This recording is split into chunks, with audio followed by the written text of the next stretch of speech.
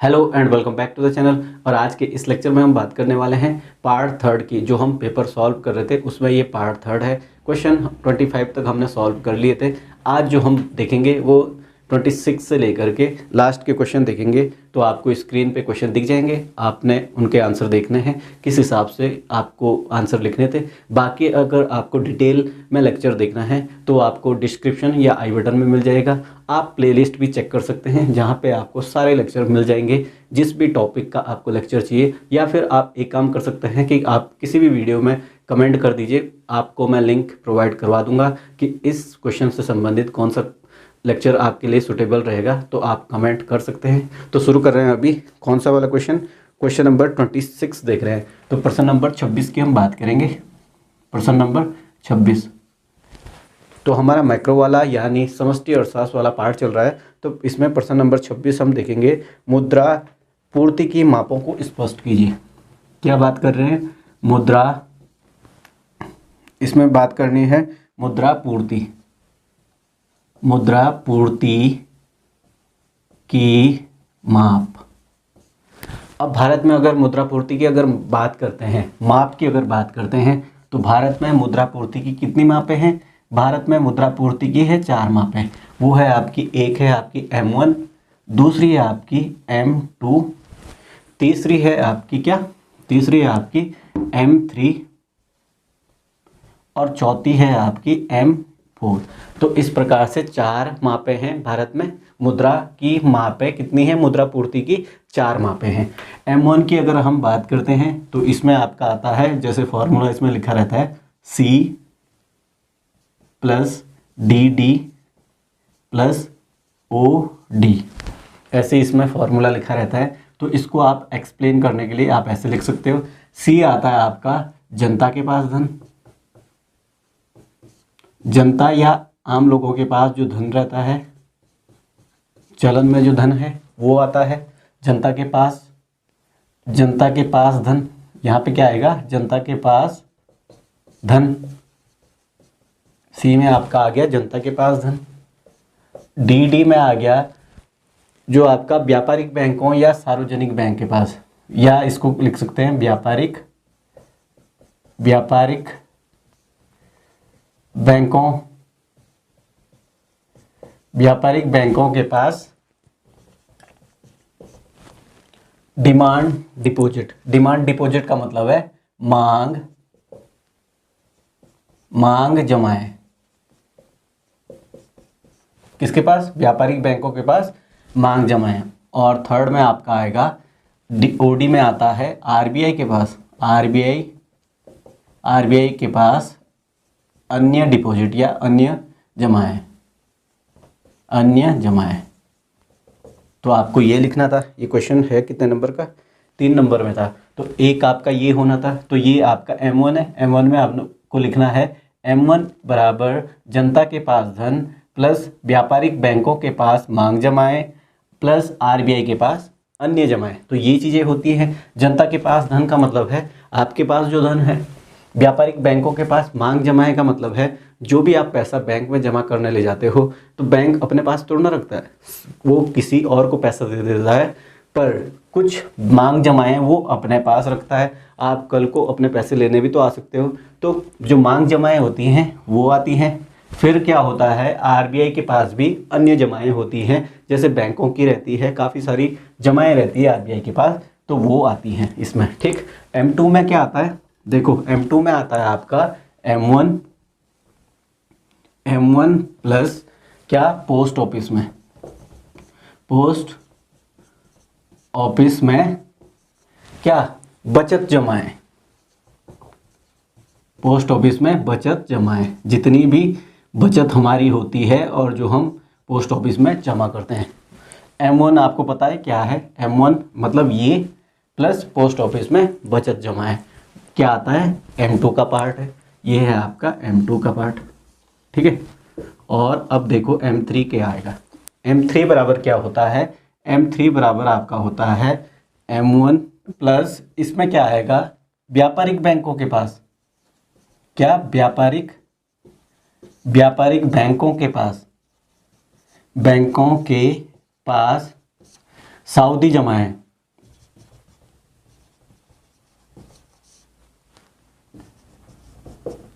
अब देखो सऊदी जमाए में कौन सा आता है, देखो M1 प्लस बैंक, व्यापारिक बैंक। व्यापारिक बैंक का मतलब क्या है, व्यापारिक बैंक आपको पता होना चाहिए व्यापारिक बैंक कौन से होते हैं। जैसे आपका SBI हो गया, PNB हो गया, वो कौन से हैं, व्यापारिक बैंक।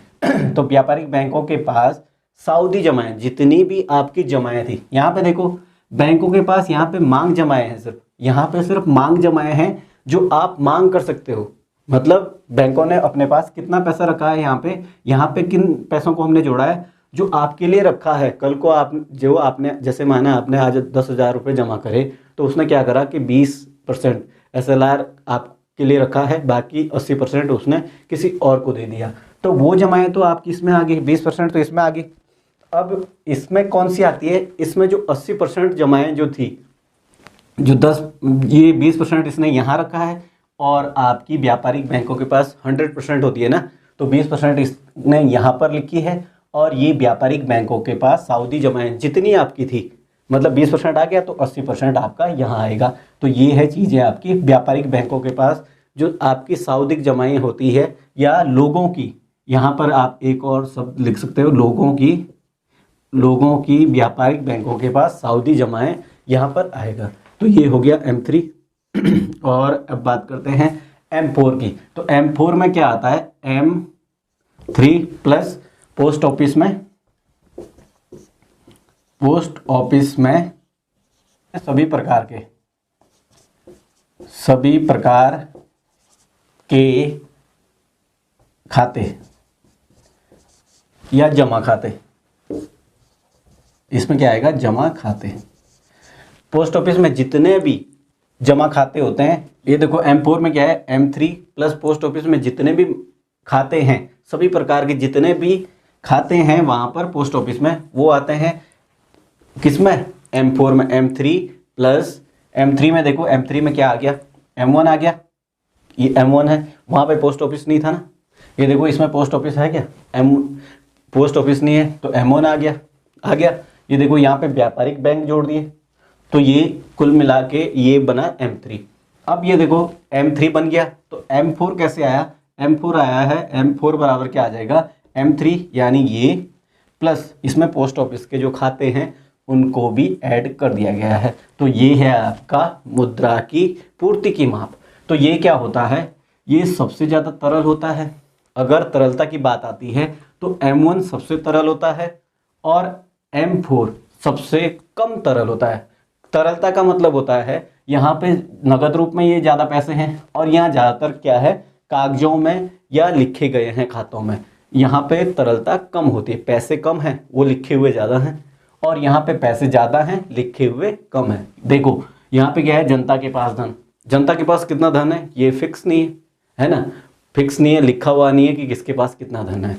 तो ये आपका क्या है, ये ज़्यादा तरल होता है, यानी नकदी रूप में पाया जाता है। वैसे ही क्या होता है, M1 को नैरो मनी कहा जाता है और M3 को व्यापक मनी कहा जाता है, यानी ब्रॉड मनी कहा जाता है। इसको क्या कहा जाता है, संकीर्ण मुद्रा, और ये है आपकी व्यापक मुद्रा पूर्ति, और ये आपकी संकीर्ण मुद्रा पूर्ति, नैरो मनी, और ये आपकी ब्रॉड मनी कहा जाता है M3 को। तो ये चीज़ें आपकी हो गई। तो इस प्रकार से आपका 26 जो क्वेश्चन था इस तरह से करना था आपको। तो ये ज़्यादा लंबा इसलिए हो जाता है क्योंकि आपको एक्सप्लेन करना होता है। इसके बारे में विस्तृत जो मैंने लेक्चर पढ़ाया है वो आप देख सकते हैं, आपको मिल जाएगा प्लेलिस्ट में। तो आप सेकंड क्वेश्चन देखते हैं, तो इसको मिटाते हैं। पहले प्रश्न नंबर 26 हम देख रहे थे, तो प्रश्न नंबर 26 का जो पार्ट 1 था वो तो हमने कर लिया, और सेकंड वाला पार्ट देखो अथवा वाला हम कर रहे हैं। इसमें क्या है, व्यापारिक बैंकों और केंद्रीय बैंक में अंतर बताने हैं, 3 अंतर बताने हैं। यहाँ पर मैंने जो लिखा है ताकि लिखने में टाइम वेस्ट ना हो इसलिए वजह से मैंने लिख दिया। तो देखो इसके अंतर देखते हैं, अंतर को समझो क्या अंतर है, सिंपल से अंतर है। देखो यहाँ पर व्यापारिक बैंक आपको पता होना चाहिए, व्यापारिक बैंक में क्या आता है, उदाहरण के लिए आप ले लो SBI, ठीक, और केंद्रीय बैंक आपका सिर्फ और सिर्फ एक ही है, वो क्या है, RBI। ये हम भारत के परिप्रेक्ष्य में ले रहे हैं, व्यापारिक बैंक और आपका केंद्रीय बैंक। अब देखो इस पे अंतर क्या होता है, ये आपका क्या है, सर्वोच्च शाखा है ये बैंकों की, और ये क्या है, एक पार्ट है। तो इसमें यही तो अंतर होता है, मतलब एक की कमियां एक की अच्छाइयां दोनों के जो अंतर होते हैं वैसे ही बताया जाता है। संपूर्ण बैंकों का एक अंश है क्या? व्यापारिक बैंक। व्यापारिक बैंक जो है जितने भी बैंक है उसका एक अंश होता है, या जैसे देखो एसबीआई है वो एक अंश है ना, क्योंकि पीएनबी अलग अपना है, ठीक, और बैंक अपने हैं, बीओ जैसे बैंक ऑफ बड़ौदा हो गया, पीएनबी हो गया, जितने भी आपके बैंक रहते हैं वो अलग अलग बैंक है ना। तो संपूर्ण बैंकों का क्या है? एक अंग होता है, कौन? व्यापारिक बैंक। एक पॉइंट ये हो गया। ये देखो देश का सर्वोच्च बैंक, केंद्रीय बैंक जो होता है वो देश का सर्वोच्च बैंक होता है और एकमात्र ही बैंक होता है। ये हो गया देश का सर्वोच्च बैंक। ये अंशधारी बैंक होते हैं, जैसे एसबीआई है तो इसमें बहुत सारे लोगों का अंश है। अंश का मतलब शेयर्स, जितने लोगों का शेयर्स है ये अंशधारी बैंक होता है। मतलब जितने भी व्यापारिक बैंक हैं उसमें क्या होता है? अंशधारिता होती है, यानी शेयर्स में बंटा रहता है, बहुत सारे लोगों के उसमें शेयर रहते हैं। कुछ धारिता उसकी सरकार की भी रहती है, पर इसमें बहुत सारे अंशधारी होते हैं। और यहाँ पर क्या है? सिर्फ और सिर्फ सरकार का अंश होता है, यानी इसमें सारा पैसा सरकार का लगा हुआ होता है। और यहाँ पर कुछ ना कुछ पैसा सरकार का, कुछ किसी का, कुछ किसी का। और इसमें बहुत सारे शेयरधारिता यानी अंशधारी होते हैं। तो ये हो गया आपका। अब देखो थर्ड पॉइंट की अगर बात करें, जनता का बैंक, ये है आपका जनता का बैंक। एसबीआई में आप जाते हो ना, आम लोग जाते हैं ना एसबीआई में, तो ये जनता का बैंक होता है। और ये क्या होता है? सरकार का बैंक। कभी आपने खोला क्या केंद्रीय बैंक में खाता? आरबीआई में आपने खाता खोला? आपने नहीं खोला है। इसका मतलब कि वो वहाँ पर खाता सिर्फ सरकार का खुलता है और वो सरकार का बैंकर है, या फिर वो बैंकों का बैंक होता है, ठीक, या तो वो बैंकों का बैंक होता है या फिर वो सरकार का बैंक है। जो व्यापारिक बैंक है वो भी किसके अंडर आते हैं? वो आते हैं केंद्रीय बैंक के अंदर। तभी तो यहाँ पर लिखा है ये एक अंश है इसका एक अंश है ये, और ये है संपूर्ण अपने आप में। तो ये हो गया। लास्ट वाला देखो, नोट नहीं छाप सकता ये। जो व्यापारिक बैंक है उसको नोट छापते हुए देखा क्या कभी? मतलब ऐसा सुना आपने कि एसबीआई ने नोट छापे हैं? ये नोट नहीं छाप सकता। क्यों? क्योंकि नोट निर्गमन का जो एकाधिकार है वो सिर्फ और सिर्फ केंद्रीय बैंक यानी आरबीआई के पास है। तो नोट निर्गमन का एकाधिकार किसके पास है? केंद्रीय बैंक के पास। और ये नोट नहीं छाप सकता, ये नोट छाप सकता है। बस ऐसे ही तो अंतर बताने होते हैं। तो ये आई होप कि आपको ये समझ आ गया होगा 26 क्वेश्चन। तो अब हम बात करते हैं 27वें क्वेश्चन की, व्यष्टि और समष्टि अर्थशास्त्र में अंतर। तो इसको पहले मिटाते हैं। प्रश्न नंबर अगर 27 की बात करें तो व्यष्टि अर्थशास्त्र और समष्टि अर्थशास्त्र में अंतर बताइए। व्यष्टि अर्थशास्त्र और समष्टि अर्थशास्त्र में अंतर बताना है तो ये तो आपको डेफिनेशन से भी आ जाता होगा कि व्यष्टि अर्थशास्त्र किसे कहते हैं और समष्टि अर्थशास्त्र किसे कहते हैं। उसी में क्या रहता है? इसके डिफरेंस भी रहते हैं, उसके अंतर भी रहते हैं, यानी परिभाषा में ही आपको विशेषताएं भी और अंतर भी देखने को मिल जाते हैं। इसलिए आपको परिभाषाएं अच्छे से याद कर लेनी चाहिए ताकि आप विशेषताएं भी लिख सकें और अंतर भी लिख सकें। यहाँ पर मैंने कुछ चीज़ें लिखी हैं तो इनको डिस्कस कर लेते हैं। देखो इनमें क्या क्या डिफरेंस है। ये देखो व्यष्टि अर्थशास्त्र की अगर बात करते हैं तो यहाँ पर क्या होता है? व्यक्तिगत इकाइयों का अध्ययन किया जाता है, यानी छोटे स्तर पर यहाँ पर अध्ययन किया जाता है। जैसे फॉर्म हो गया, उपभोक्ता हो गया, व्यक्तिगत इकाइयों का यहाँ पर अध्ययन होता है, यानी उपभोक्ता, सिर्फ एक उपभोक्ता की बात करते हैं और यहाँ पर व्यक्तिगत इकाइयों का अध्ययन। और ये यहाँ देखो समष्टि अर्थशास्त्र में क्या होता है? संपूर्ण अर्थव्यवस्था का अध्ययन होता है, यानी पूरे रूप से पूरी अर्थव्यवस्था का अध्ययन किया जाता है। जैसे राष्ट्र की आय, यहाँ पर क्या होता है? प्रति व्यक्ति आय की बात करते हैं, यानी व्यक्तिगत आय की बात होती है। और यहाँ पर क्या होती है? पूरे राष्ट्र की आय की बात करते हैं। यहाँ पर रोजगार की बात होती है और यहाँ पे कुल रोजगार की बात होती है। दूसरे पॉइंट की बात करते हैं, रोजगार की मान्यता पर आधारित होता है। ये वाला जो अर्थशास्त्र है यानी व्यष्टि अर्थशास्त्र जो है वो पूर्ण रोजगार की मान्यता पर आधारित है, यानी अर्थव्यवस्था में हमेशा क्या होती है? पूर्ण रोजगार की व्यवस्था होती है। मतलब वो ये मानते हैं कि वेजेस कम कर दो, दिहाड़ी कम कर दो तो फिर सबको रोजगार मिल जाएगा। तो ये पूर्ण रोजगार की मान्यता पर आधारित है। पर यहाँ पर क्या है? जो समष्टि अर्थशास्त्र है वो क्या कहता है कि अपूर्ण रोजगार की मान्यता पर आधारित होता है। क्यों? क्योंकि संसाधन हमारे पास क्या है? सीमित मात्रा में है और हमारी आवश्यकता क्या है? असीमित है। इस वजह से क्या है? अपूर्ण रोजगार की स्थिति देखने को मिलती है। तीसरे पॉइंट की बात करते हैं, इसका विश्लेषण क्या है? आसान है, सरल है, क्यों? क्योंकि एक के बारे में अध्ययन करना, एक फर्म हो गया, एक उपभोक्ता हो गया, एक व्यक्तिगत बाजार तालिका होगी, ठीक, तो इनका क्या है, इसका विश्लेषण क्या है, आसान रहता है, सरल रहता है, और इसका कठिन रहता है, क्योंकि यहाँ पर संपूर्ण राष्ट्रीय आय की बात होती है, पूरे रोजगार, कुल रोजगार की बात होती है, बड़े स्तर पर यहाँ पर बात होती है। तो इस वजह से क्या है, इसका जो अध्ययन है वो कठिन रहता है। चौथे पॉइंट की बात करते हैं, तो इसका मुख्य जो उपकरण है, यानी व्यष्टि अर्थशास्त्र का जो मुख्य उपकरण है वो आपका क्या है, मांग और पूर्ति, डिमांड एंड सप्लाई। वहीं पे अगर इसकी बात करें समष्टि अर्थशास्त्र की, तो यहाँ पर क्या है, एग्रीगेट डिमांड और एग्रीगेट सप्लाई, यानी समग्र मांग और समग्र पूर्ति यहाँ पर मुख्य उपकरण है, यहाँ पर मुख्य पॉइंट है आपके समग्र मांग और समग्र पूर्ति। इसमें देखो केंद्रीय समस्या क्या है, यहाँ पर केंद्रीय समस्या आपने पढ़ी, केंद्रीय समस्या हमारे पास 3 टाइप की केंद्रीय समस्याएं, तो उसमें क्या है, कीमत निर्धारण सबसे मेन समस्या यहाँ पर है व्यष्टि अर्थशास्त्र में, कीमत का निर्धारण करना। और यहाँ पर देखो क्या उत्पादन है, मतलब यहाँ पर जो समस्या है, यहाँ पर क्या है, उत्पादन और रोजगार का जो निर्धारण करना है, यहाँ पर सबसे मेन समस्या है। तो आई होप कि आपको ये भी चीज़ समझ आ गई होगी। क्वेश्चन नंबर 27 आपके समझ आ गया होगा। तो यही थे अंतर, आप डेफिनेशन याद कर सकते हैं, तो उसके आधार पर ये चीज़ें लिखी जा सकती है। इसको मिटाते हैं। अब प्रश्न नंबर 28 की बात करते हैं। प्रश्न नंबर कौन सा, प्रश्न नंबर 28 की बात करते हैं। प्रश्न नंबर 28 में अगर देखें तो राष्ट्रीय आय के विभिन्न अवधारणाओं को समझाइए। तो राष्ट्रीय आय की जितनी भी अवधारणाएं हैं उसको समझाना है, जो राष्ट्रीय आय से संबंधित अवधारणाएं उनको समझाना था। तो ये था आपका 5 नंबर में आपके लिए क्वेश्चन था। तो इसमें क्या है, जब राष्ट्रीय आय की अवधारणाओं की हम बात करते हैं तो इसमें क्या है, 4 चीज़ें हम देखते हैं। 4 चीज़ें कौन कौन सी है, एक है आपकी जीडीपी, एक है आपकी जीडीपी, एक है आपकी जीएनपी, एक है आपकी एनडीपी और एक है आपकी एनएनपी। तो ये चारों चीज़ें आपको डिस्कस करनी होती है और इसी के आपको 5 नंबर मिलने थे। तो देखो डेफिनेशन इसकी लिखनी होती है। वैसे आपको जीडीपी की तो पहले भी परिभाषा लिखने के लिए आई है। जीडीपी का मतलब है सकल घरेलू उत्पाद, ये है आपका सकल राष्ट्रीय उत्पाद।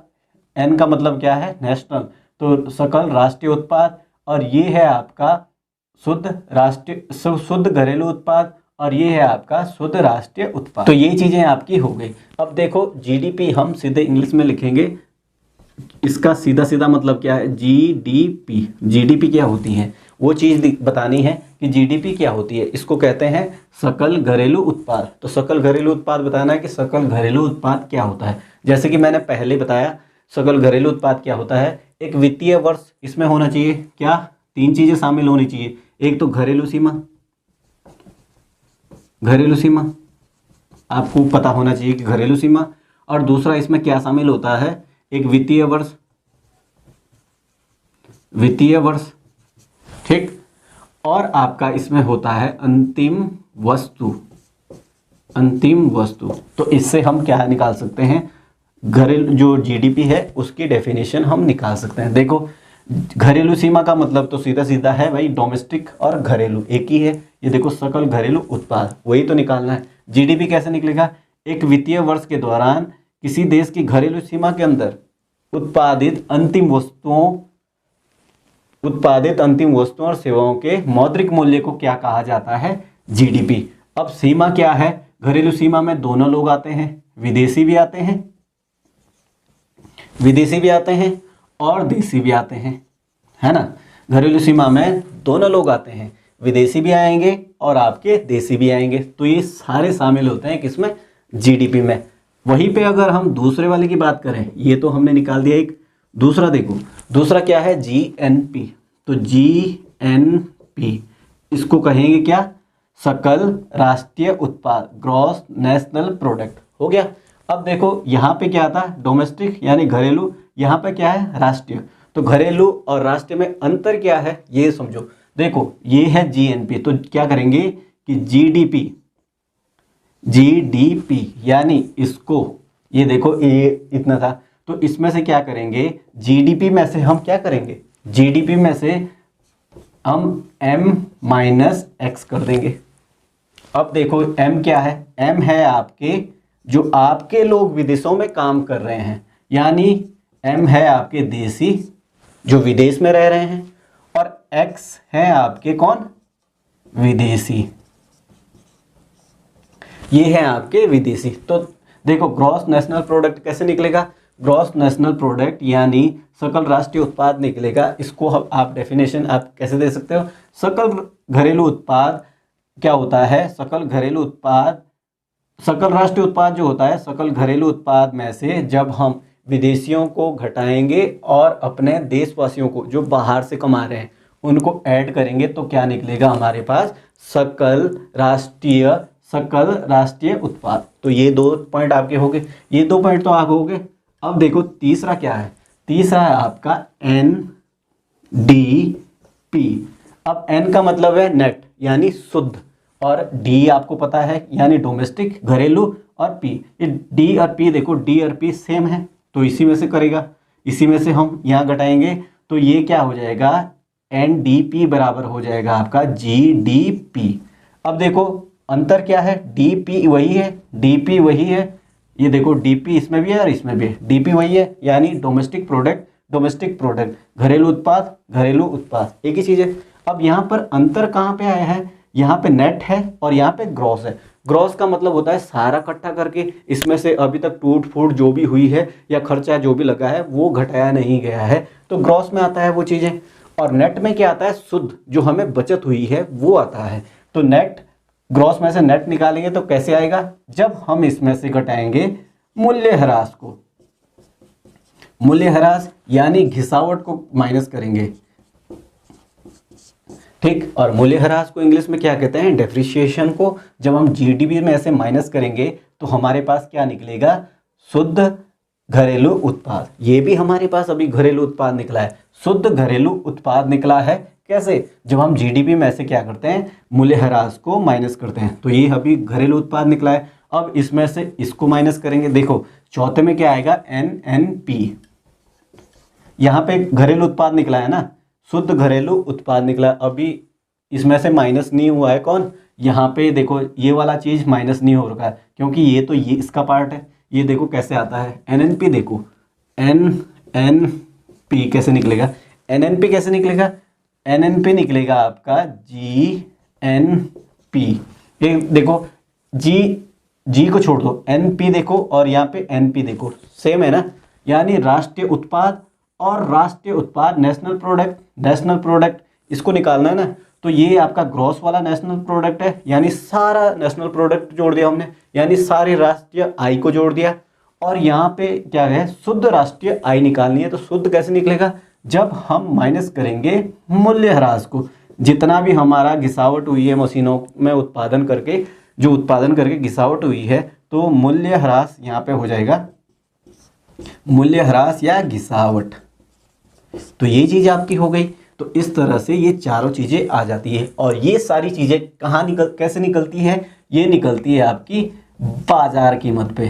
किस पे निकलती है, बाजार कीमत, ठीक। ये सारी चीज़ें किस पे निकलती है, ये सारी चीज़ें निकलती है बाजार कीमत पे। और बाजार कीमत क्या होती है, बाजार कीमत आपको पता है कि क्या है, लागत, वस्तु की लागत, जो लागत लगी है, जो बनाने में कॉस्ट, रियल कॉस्ट या वास्तविक लागत जो है उस लागत, और इसमें से क्या करेंगे, इसमें ऐड करेंगे हम टैक्स, कर, और जो छूट रहती है, जो चीज़ों को बनाने में छूट रहती है उसको हम माइनस कर देंगे। तो आपका हो जाएगा ये लागत प्लस कर माइनस छूट, तो ये बाजार कीमत होती है। देखो कोई भी वस्तु बन करके तैयार हुई है, ठीक है, जैसे माना ये वस्तु बन करके 9 रुपये में तैयार हुई है, 9 रुपये में उसकी लागत आई है, ठीक। वस्तु की लागत आ गई 9 रुपये, ये होगी आपकी कुल लागत, ठीक।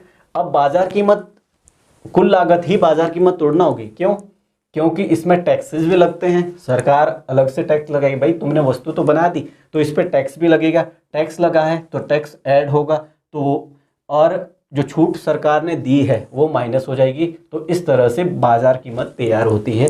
तो ये सारी चीज़ जो राष्ट्रीय आय है, इसी को NNP को क्या कहा जाता है, NNP को राष्ट्रीय आय कहा जाता है, राष्ट्रीय आय।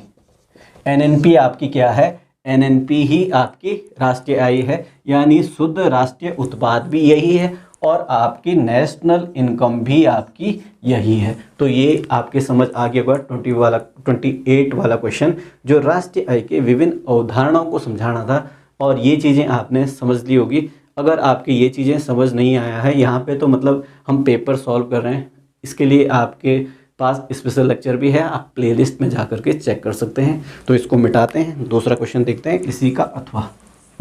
प्रश्न नंबर 28 में अगर अथवा की बात करें तो इसमें पूछा गया है राष्ट्रीय आय की गणना की व्यय विधि की व्याख्या करनी है। राष्ट्रीय आय की गणना की जो व्यय विधि है उसकी व्याख्या करनी है। तो राष्ट्रीय आय की विधियों की अगर बात करें तो राष्ट्रीय आय की कितनी विधियां हैं, राष्ट्रीय आय की कितनी बार ये क्वेश्चन भी आया है कि राष्ट्रीय आय की गणना करने की कितनी विधियां हैं। तो राष्ट्रीय आय को गणना करने की 3 विधियां होती है। एक आपकी होती है उत्पाद विधि, कौन सी, उत्पाद विधि, एक आपकी कौन सी है, उत्पाद विधि, और दूसरी आपकी क्या है, आय विधि, दूसरी आपकी क्या है, आय विधि, दूसरी आपकी हो गई आय विधि। ये 2 विधियां हो गई। तीसरी आपकी कौन सी है, व्यय विधि। तो तीसरी क्या है, व्यय विधि। तो व्यय का तो आपको पता है, व्यय कैसे होता है, जितना भी आपका आय होती है, जितना भी आपकी आय है, तो आपकी आय क्या होती है, या तो आप उपभोग करते हो, ठीक, या फिर कुछ आप उपभोग करते हो, कुछ आप बचत करते हो, या कुछ आप उपभोग करते हो और या कुछ क्या करते हैं, निवेश करते हैं, है ना। 2 ही टाइप की चीज़ें होती हैं, उपभोग होगा या, तो उपभोग तो दोनों केसों में है, ठीक, या आप बचाते हो, कुछ पैसा सेविंग रखते हो, या क्या करते हो, निवेश कर देते हो। तो ये दोनों चीज़ें होती हैं। तो व्यय देखो, व्यय दोनों जगह व्यय ही हो रहा ना, दोनों जगह व्यय ही हो रहा है। तो व्यय में क्या होता है, कुछ कदम सम्मिलित रहते हैं, कुछ पॉइंट्स इसमें रहते हैं, कैसे कैसे जो व्यय रहता है उसको निकाला जाता है। देखो यहाँ पर क्या होता है कि अंतिम व्यय को, यानी जो अंतिम वस्तु है ना, जहाँ पर अंतिम वस्तु की बात आती है, तो जो अंतिम वस्तु के लिए व्यय होता है, उसी व्यय को इकट्ठा करके हम व्यय विधि में सम्मिलित करते हैं। यानी लास्ट रूप में जो वस्तु के लिए जो हमने कीमत दी है उसको ऐड किया जाता है। देखो अंतिम व्यय करने वाली जो आर्थिक इकाइयां हैं उसकी हमें क्या करनी पड़ती है, पहचान करनी पड़ती है। जैसे परिवार क्षेत्र है जो लास्ट रूप में उपभोग करता है, जैसे आटा है, तो आप उपभोग कर रहे हैं ना, आप खरीद रहे हो लास्ट टाइम पे, तो ऐसे क्षेत्रों की पहचान करनी पड़ेगी, ठीक। उत्पाद क्षेत्र कहाँ पे उत्पादित हो रहा है, लास्ट टाइम पे, ठीक। सरकारी क्षेत्र का जो क्या है, अंतिम व्यय करने वाले, ये जो चीज़ें हैं सरकारी क्षेत्र हैं। और जैसे आपका क्या है, शेष विश्व आता है, ये सारी क्या है, अंतिम व्यय करने वाली आर्थिक इकाइयाँ आती हैं, ठीक। दूसरे पॉइंट की अगर बात करते हैं, अंतिम व्यय का वर्गीकरण करना पड़ेगा। वो अंतिम व्यय का जब वर्गीकरण करते हैं तो इसमें क्या क्या आता है, निजी क्षेत्र हो गया, सरकारी क्षेत्र हो गया, शुद्ध निर्यात हो गया, जितना भी हम शुद्ध निर्यात करते हैं वो क्या है, अंतिम व्यय का वर्गीकरण में आता है।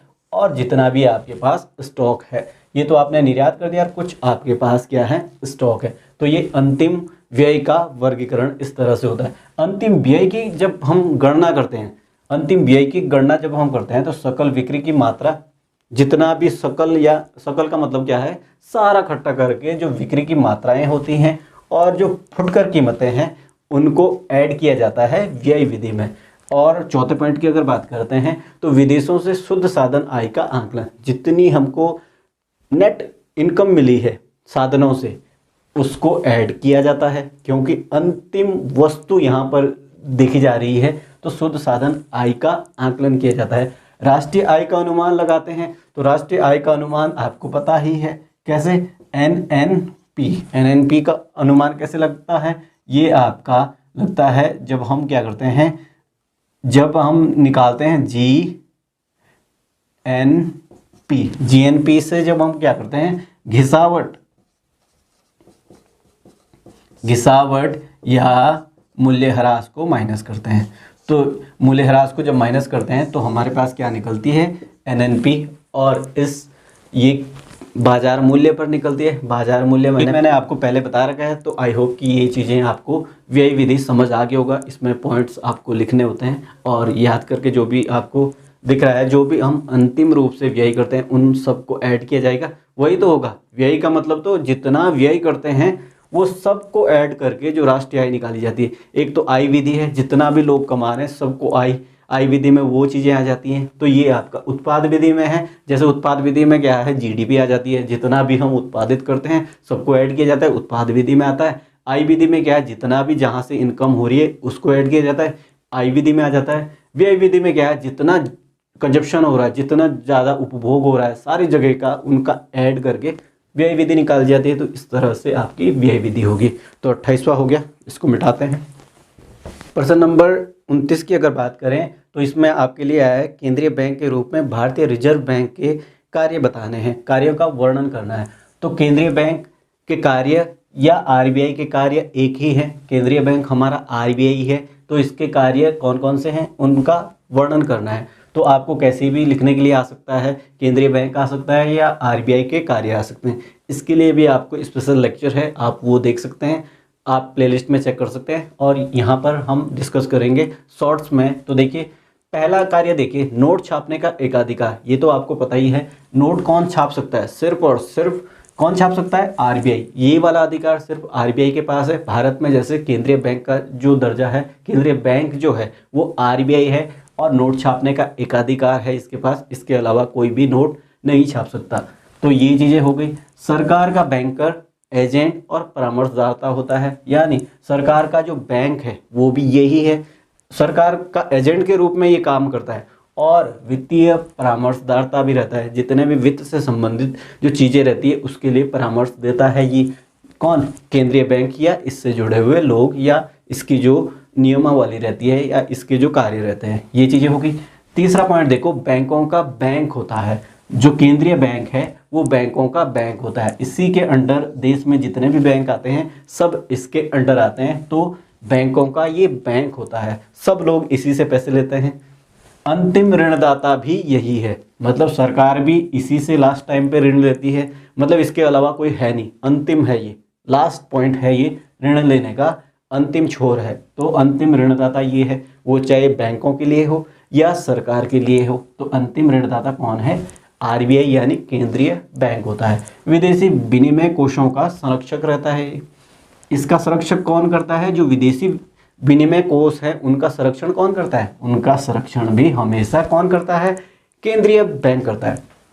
यहाँ पे छठे पॉइंट की अगर बात करें, साख का नियंत्रण। साख का जब नियंत्रण होता है, कैसे होता है साख का नियंत्रण, पहले साख निर्माण होता है। तो साख निर्माण कौन करता है, वो करते हैं आपके व्यापारिक बैंक या सार्वजनिक बैंक। तो साख का निर्माण वो लोग करते हैं। तो ये क्या करता है, साख का नियंत्रण करता है। जैसे आपने देखा होगा BER यानी बैंक रेट, RR यानी रेपो रेट, RRR यानी रिवर्स रेपो रेट, OMO, ठीक, ये OMO। तो ये वाली चीज़ें क्या है, साख के नियंत्रण के लिए लागू होती है। जैसे अभी क्या करा है कि जो रेपो रेट है वो बढ़ा दिया गया है, आपको न्यूज़ में सुनने के लिए मिला होगा। तो रेपो रेट क्या करा है, आरबीआई ने बढ़ा दिया है। तो यही तो है, यही चीज़ें हम आम जिंदगी में देखते हैं, न्यूज़ों में सुनते रहते हैं। तो यही तो है, साख का नियंत्रण कर रहा हो। अब मार्केट में इन्फ्लेशन हो रहा है ना, महंगाई बढ़ रही है। तो इन्फ्लेशन का मतलब क्या है, महंगाई बढ़ रही है, इसका मतलब लोगों के पास बहुत ज़्यादा पैसा है, उत्पादन कम हो रहा है, इस वजह से महंगाई बढ़ रही है। तो उत्पादन कम हो रहा है, इसका मतलब पैसा मार्केट में ज़्यादा आ गया। तो जैसे ही इन्होंने रेपो रेट बढ़ाई तो क्या हो जाएगा, मार्केट से पैसा इनके पास चला जाएगा, मार्केट में पैसा कम हो जाएगा, उत्पादन बढ़ेगा और फिर उससे क्या हो जाएगा, महंगाई में कमी आती है। इसी वजह से तो साख का नियंत्रण होता है। तो ऐसे साख का नियंत्रण किया जाता है। विकासात्मक कार्य, जितने भी विकासात्मक कार्य रहते हैं उनकी समीक्षाएं ये करते रहता है और उसके लिए पैसा भी देता है। तो ये विकासात्मक कार्य भी करता है। अन्य कार्यों में जैसे आपको, जैसे अभी कोई सी भी रिपोर्ट देनी होती है, जितने भी सर्वेक्षण रहते हैं, जितने भी सर्वे रहते हैं, या ये इतनी ग्रोथ हो रही है, जीडीपी के आंकड़े, काफ़ी सारे जो आंकड़े रहते हैं वो कौन देता है, आरबीआई ही देता है, यानी केंद्रीय बैंक ही देता है। तो ये जितने भी अन्य आंकड़े एकत्रित करना, ये सारी चीज़ें किसके अंडर आती हैं? केंद्रीय बैंक के। तो आई होप कि आपको केंद्रीय बैंक के कार्य समझ आ गए हैं। आपको विस्तृत लेक्चर देखना है तो लिंक आपको डिस्क्रिप्शन या फिर आप प्लेलिस्ट में जाकर के चेक कर सकते हैं। अब लास्ट क्वेश्चन देखते हैं और इसको ख़त्म करते हैं, इसको मिटाते हैं। तो अब लास्ट क्वेश्चन की बात करते हैं, प्रश्न नंबर 30, गुणक क्या है? तो प्रश्न नंबर 30 की बात कर रहे हैं हम, प्रश्न नंबर 30, और इसमें क्या पढ़ रहे हैं? गुणक क्या है? गुणक, तो गुणक क्या है? गुणक को अगर हम इंग्लिश में देखें तो इसको कहा जाता है मल्टीप्लर। तो गुणक क्या होता है ये पूछा गया है, तो ये भी आपका रहा होगा 1 नंबर का रहा होगा, क्योंकि ये 5 नंबर का क्वेश्चन है। तो गुणक किसे कहते हैं? गुणक है आपका निवेश की तुलना में आई में कितनी वृद्धि होती है उसे ही क्या है, कितने गुना वृद्धि होती है उसे ही क्या कहते हैं? गुणक कहते हैं। मतलब इसको डिफाइन कैसे करना है? निवेश से, किसी अर्थव्यवस्था में निवेश से आय में कितने गुना वृद्धि होती है उससे ही, जितने गुना वृद्धि होती है उसे ही क्या कहते हैं? गुणक कहते हैं। जैसे निवेश है आपका, निवेश, ठीक, निवेश आपने करा 10 करोड़ का, ठीक, 10 करोड़ रुपए का निवेश करा, तो उससे उस अर्थव्यवस्था में आय जो है 60 करोड़ होगी माना, ठीक। 10 करोड़ निवेश करने से उस अर्थव्यवस्था में 60 करोड़ की आय हो गई। तो क्या है? अब देखो इन डेफिनेशन में हमने क्या करा? गुणक क्या है? गुणक है आपका निवेश से आय में कितने गुना वृद्धि होगी, वही आपका क्या करेगा? डिफाइन गुणक को। गुणक को कीन्स ने के से डिफाइन करा है, तो इसको कैसे निकालेंगे? ये है आपका निवेश से आय में कितने गुना वृद्धि हुई है, वो आपका क्या डिफाइन करता है? गुणक। देखो कितने गुना वृद्धि हुई है, के कैसे निकलेगा? ये देखो निवेश क्या है? निवेश था आपका 10 और आय कितनी हुई है? माना 60 हुई है, तो 10 से ये कितनी बार जाएगा? 6। तो यहाँ पर गुणक क्या आ जाएगा? 6। तो 6 गुना वृद्धि हुई है, तो यही है आपका गुणक। गुणक क्या हुआ कि निवेश से आय में कितने गुना वृद्धि हुई है, जितने गुना वृद्धि हुई है उसी को क्या कहते हैं? गुणक कहते हैं। तो ये आपका गुणक आपका हो गया। अब देखो इसकी गणना कैसे की जाती है। गुणक की जब हम गणना करते हैं तो कैसे करते हैं? गुणक की गणना, गुणक की गणना, देखो जब हम गुणक की गणना करते हैं, गुणक आपको पता है, गुणक आपका होता है के, ठीक। गुणक की जब हम गणना करते हैं तो इसके लिए हमें क्या होना चाहिए? गुणक और, या तो गुणक और MPC यानी सीमांत उपभोग प्रवृत्ति में संबंध होना चाहिए। गुणक और सीमांत उपभोग प्रवृत्ति में संबंध हमें स्थापित करना होता है, तभी हम गुणक की गणना कर सकते हैं। देखो इन दोनों में संबंध कैसे होता है? इन दोनों में संबंध होता है, गुणक का मतलब के हो गया, और इनमें संबंध होता है 1/1 - MPC, जो आपने पहले भी देखा है। तो इसको हम ऐसे देख सकते हैं कि अगर MPC बढ़ता है यानी सीमांत उपभोग प्रवृत्ति बढ़ता है तो गुणक भी बढ़ेगा, और सीमांत उपभोग प्रवृत्ति घटता है तो गुणक भी घटेगा। बस इसका इतना ही संबंध है। देखो ये आया कैसे है, ये देखिए, देखो इसको कैसे निकालेंगे? के आपको पता है, K equal to delta Y upon delta I, ये तो आपका गुणक का फॉर्मूला है। ये आपने इससे पहले देखा कि गुणक का फॉर्मूला था ये, कि निवेश से आय में कितने गुना वृद्धि होती है उसे ही गुणक कहते हैं। तो गुणक तो हो गया। अब देखो y इक्वल टू क्या होता है? y equal to C plus I होता है ना। सी प्लस आई मतलब आई बराबर क्या होता है? उपभोग प्लस ये क्या है? निवेश।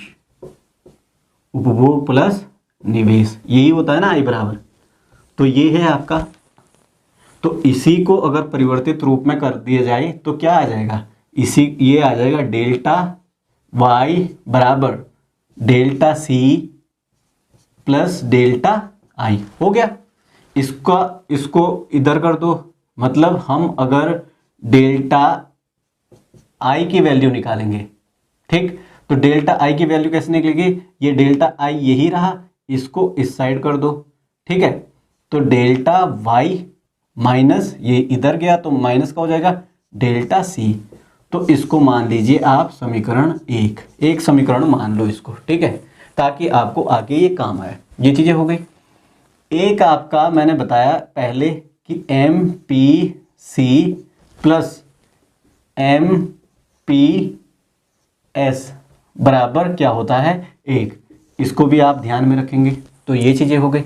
देखो अभी हम यहां पर हैं, ठीक, पहले इस वाले पार्ट में देखेंगे, चलो इसको रहने दो, इसको अभी रहने दीजिए, ये मैं बाद में आपको बताता हूँ थोड़ी देर में।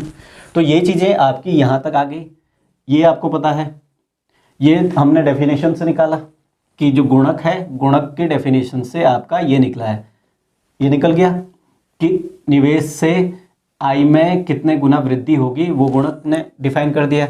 अब देखो आई क्या होती है, आई होती है आपकी उपभोग और निवेश।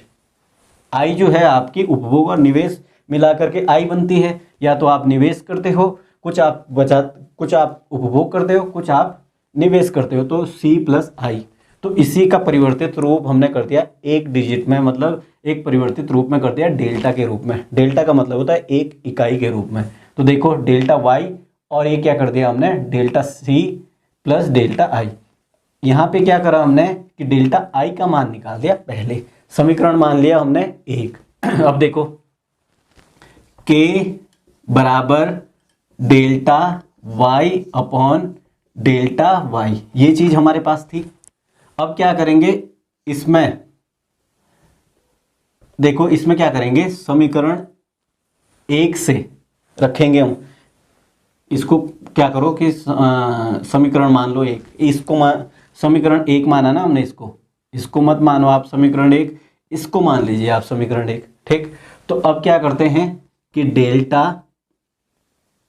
आई, ठीक है, डेल्टा आई का मान हो गया, डेल्टा आई का मान हो गया समीकरण एक में रखने पर। जो डेल्टा आई का मान हमने यहां से निकाला, इसका मान इसमें रख दो, रखो। अब देखो यहां पर नीचे जाएगा, तो देखो यहां पर सॉल्व करते हैं।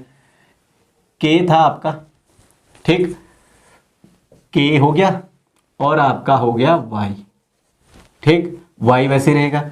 डेल्टा आई की जगह हम क्या लिखेंगे, डेल्टा वाई, क्योंकि देखो समीकरण एक में किसका मान रखना है, डेल्टा आई का। तो डेल्टा आई का मान तो हमारे पास ये है, तो delta Y minus delta C, ये चीज हो गई। अब इसको सॉल्व करो तो क्या आ जाएगा, ये चीज है हमारे पास, इसको मान लो समीकरण दो। ये समीकरण एक थी, इसको मान लो समीकरण दो। अब क्या करो, समीकरण दो के दाईं ओर, ये बायां पक्ष है, ये दायां पक्ष है, दाईं ओर डेल्टा वाई से भाग दे दो आप। डेल्टा वाई से भाग देने पर देखो, हम अगर एक को एक से डिवाइड करते हैं तो क्या आता है, एक ही आता है। दो को दो से डिवाइड करते हैं तो क्या आता है, एक ही आता है। तीन को तीन से डिवाइड करते हैं तो क्या आता है, एक ही आता है। यानी उसको उसी से डिवाइड करने से कोई फर्क नहीं पड़ता। सारी जगह अगर एक ही से डिवाइड कर रहे हैं तो कोई फर्क नहीं पड़ता, ऐसा मैथ्स में होता है, ठीक है। तो ये देखो के आपका हो गया, डेल्टा वाई पहले ही है, तो इसको भी कैसे किससे भाग देना है, डेल्टा वाई से। तो ये आपका डेल्टा वाई हो गया, अपॉन में क्या आ जाएगा, डेल्टा वाई थाई, और इसको भी देना है डेल्टा वाई से भाग, माइनस डेल्टा सी था आपके पास, इसको भी देना है डेल्टा वाई से भाग, हो गया।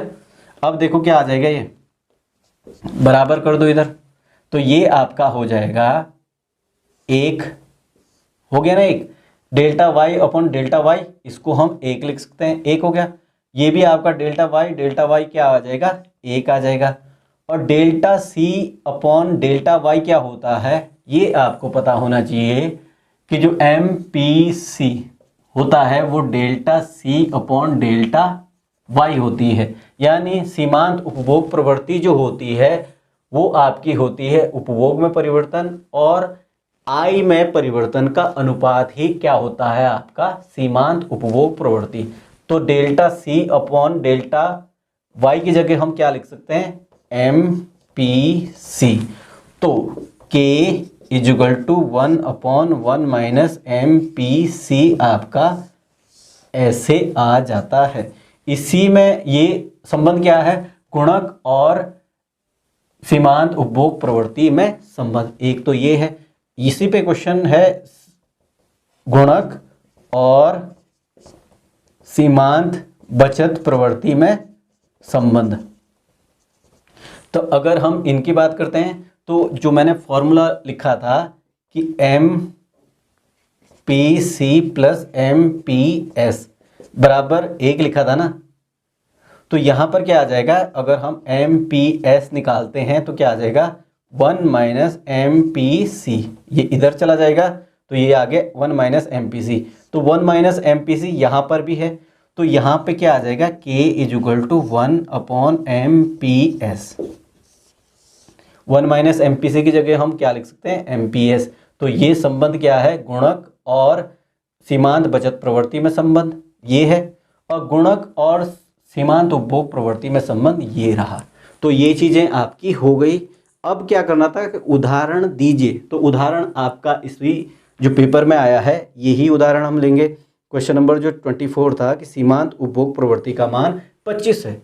तो सीमांत उपभोग प्रवृत्ति का मान जब 25 था, इसका मान देखो यहाँ पे देखो, यहाँ पे क्या करेंगे कि हमारे पास ये फॉर्मूला है, ये वाला फॉर्मूला। तो यहाँ पर माना एम पी सी का मान माना 2.5 था, ठीक। तो यहाँ पर रखो 2.5, तो 1/1 माइनस 0.25, तो ये क्या आ जाता है, ये आ जाता है आपका 0.75, ये हो गया। और ये आपका 100/75, इससे इसको काटें तो आपका 4/3 आ जाता है, और ये आपका आ जाता है 1.33। एक तो आप ये उदाहरण दे सकते थे, या फिर आप कर सकते हो अगर आपने करा है एम पी सी, अगर एम पी सी आप क्या कर सकते हो 0.5 कर दो इसको, 1 से कम होना चाहिए हमेशा मान, 1 से कम ही होगा, ठीक। तो 0.5 है माना एम पी सी, तो एम पी सी 0.5 है, तो के इजुगल टू आपके पास फॉर्मूला क्या है 1 माइनस 1 एम पी सी, ठीक है, ये है। तो ये आपका हो जाएगा 1/1 माइनस 0.5 हो गया, तो 1/0.5, ठीक। तो ये क्या हो जाएगा 10/5, तो ये आपका क्या आ जाएगा 2। तो यहाँ पर गुणक क्या आ जाएगा 2। तो इस तरह से आपको उदाहरण सहित बताने थे। तो आई होप कि आपको ये तीसरा क्वेश्चन भी समझ आ गया होगा। अगर आपके समझ नहीं आया है तो आपके लिए स्पेशल लेक्चर भी है, तो वो आप प्लेलिस्ट में जा करके चेक कर सकते हैं। तो आई होप कि आपको पूरा पेपर समझ आ गया होगा। आप अपनी प्रतिक्रिया जरूर दें। तो मिलते हैं नए लेक्चर में, धन्यवाद।